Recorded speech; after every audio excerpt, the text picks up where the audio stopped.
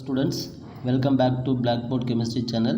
So நம்ம இப்போ என்ன பார்க்க போறோம் அப்படினா ஸ்டூடண்ட்ஸ் டவுட் கேட்ட ஒரு ப்ராப்ளம் ரிடாக்ஸ் ரியாக்ஷன் லெசன்ல ஸ்டாய்கியோமெட்ரிக் அதாவது redox titration based questions. Okay, இப்போ இந்த क्वेश्चंस ஃபர்ஸ்ட் நம்ம பார்க்கலாம். என்ன क्वेश्चंस கேட்டிருக்காங்க அப்படினா the volume of 0.4 molar KMnO4 required to react completely with 0.1 mole of potassium bioxalate in acid medium. Okay, so இது எப்படின்னா titration based questions. KMnO4 potassium bi ஆக்சலேட்டோட என்ன பண்ணுறோம், react completely, that is neutralization. Okay, react completely. Okay, எவ்வளோ molarity எடுத்துக்கிறோம்னா 0.4 molar, இங்கே எவ்வளோ எடுத்துக்கிறோம் 0.1 மோல். இப்போ நம்ம கண்டுபிடிக்க வேண்டியது வேல்யூம் ஆஃப் KMnO4 கண்டுபிடிக்கணும். அப்போ ஃபஸ்ட்டு என்ன பண்ணணும், யார் கூட ரியாக்ட் ஆகுறாங்க, KMnO4 react with potassium by oxalate. என்ன மீடியம், ஆசிட் மீடியம். ஸோ நம்மளுக்கு தெரியும் KMnO4 potassium permanganate acid medium அப்படின்னாவே நம்மளுக்கு ப்ராடக்ட் என்ன தான் கிடைக்கும், Mn2+. KMnO4ல Mnோட ஆக்சிடேஷன் ஸ்டேட் நம்மளுக்கு என்ன வரும், +7. அதே மாதிரி ப்ராடக்ட்டில் என்னது Mn2+. அப்போ இந்த ஸ்டாய்கியோமெட்ரிக் இந்த கொஸ்டின்ஸ்க்கு நம்ம ஃபஸ்ட்டு என்ன கண்டுபிடிக்கணும் அப்படின்னா n ஃபேக்டர் கண்டுபிடிக்கணும். ஸோ n ஃபேக்டர் அப்படின்னா என்னது, number of electron change in reactant to product. அப்போ Mn இங்கே வந்து +7 ஆக்சிடேஷன், இங்கே +2 oxidation.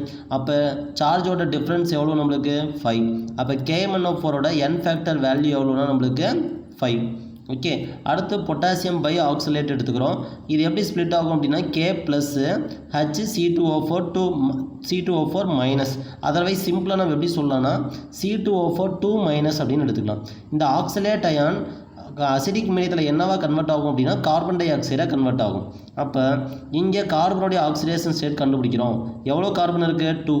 So 2x plus oxygen எவ்வளோ இருக்குது 4 இன்ட்டு -2. ஏன்னா ஆக்சிஜனுடைய ஆக்சிடேஷன் ஸ்டேட்னா -2 பிகம்ஸ் ஈக்குவல் டு சார்ஜ் எவ்வளவு -2. ஸோ 2x -8 அந்த சைட் போனால் +8. So +6 x is equal to +3.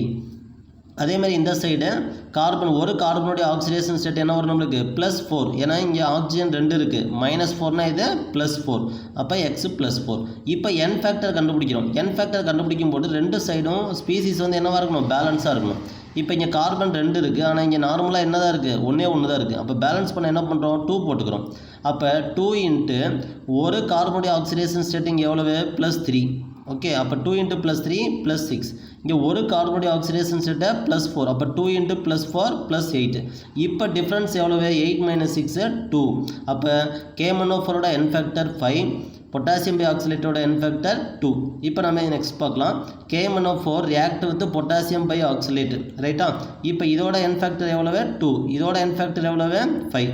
Next step என்ன பண்ணோம் அப்படின்னா Chris cross method. Charge balance பண்ணுறதுக்கு என்ன பண்ணுறோம், கிறிஸ் கிராஸ் மெத்தட். அதாவது இந்த 2 என்ன பண்ணுறோம், இதோட மல்டிப்ளை பண்ணுறோம், 5 இதோட மல்டிப்ளை பண்ணுறோம். So 2 moles of KMnO4 react with 5 moles of potassium bioxalate to give the product. Okay, இப்போ நம்மளுக்கு என்ன கொஸ்டின்ஸ் கேட்குறாங்க அப்படின்னா 0.1 mole of potassium bioxalate. Question பாருங்கள், 0.1 mole potassium bioxalate எடுக்கும்போது how many mole of KMnO4 அப்படின்னு நம்ம ஃபஸ்ட்டு கண்டுபிடிக்கணும். நார்மலாக 5 mole potassium bioxalateனா இங்கே எவ்வளோ மோல் KMnO4 2 moles. அப்போ இங்கே 1 mole அப்படின்னா நம்ம எவ்வளோ சொல்லலாம் 2/5 mole, அதாவது 0.4 mole of KMnO4. 1 mole potassium by oxalate எடுத்தோம்னா KMnO4 எவ்வளோ யூஸ் பண்ணுறோம் 0.4 mole. ஆனால் கொஸ்டினில் கொடுத்துருக்கிறது 0.1 mole. அப்போ 0.1 mole பொட்டாசியம் பை ஆக்சலேட் அப்படின்னா இங்கே என்ன பண்ணுறோம் 0.4ஓட 0.1 மல்டிப்ளை பண்ணுறோம், அதாவது 0.04 mole KMnO4 கிடைக்குது, ரைட்டா. ஆனால் நம்ம கண்டுபிடிக்க வேண்டியது என்ன, இங்கே 0.1 mole பொட்டாசியம் பை ஆக்சலேட் எடுக்கும்போது இங்கே KMnO4ஓட வேல்யூம் என்னன்னு கண்டுபிடிக்கணும். ஸோ நம்மளுக்கு கிடைச்சிருக்கிறது 0.04 mole, ரைட்டா. மோலை மில்லி மோலாக மாற்றணும் அப்படின்னா நம்ம என்ன பண்ணலாம் அப்படின்னா இன்ட்டு 1000. ஓகே, ஸோ மோலை மில்லி மோலாக மாற்றுறதுக்கு இன்ட்டு 1000 போட்டால் நம்மளுக்கு என்ன கிடைக்குது 40 மில்லி மோல்ஸ் கிடைக்குது. அப்போ 0.1 mole இங்கே யூஸ் பண்ணும்போது இங்கே மில்லி மோல்ஸ் எவ்வளவு 40. ஸோ மில்லி மோல்ஸ் அப்படின்னா நம்மளுக்கு தெரியும் வால்யூம் ml இன்ட்டு மோலாரிட்டி. அப்போ volume ml into molarity KMnO4 எவ்வளோ கொடுத்துருக்காங்க 0.4 becomes equal to எவ்வளோ மில்லிமோல்ஸ் நம்மளுக்கு கிடைக்குது 40. அப்போ வேல்யூம் ml is equal to 40 divided by 0.4 becomes equal to 1000 ml.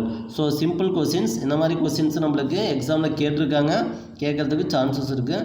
So நல்லா ப்ரிப்பேர் பண்ணுங்கள், ஃப்ரெண்ட்ஸ்கிட்ட ஷேர் பண்ணுங்கள், சப்ஸ்கிரைப் பண்ணுங்கள். தேங்க்யூ.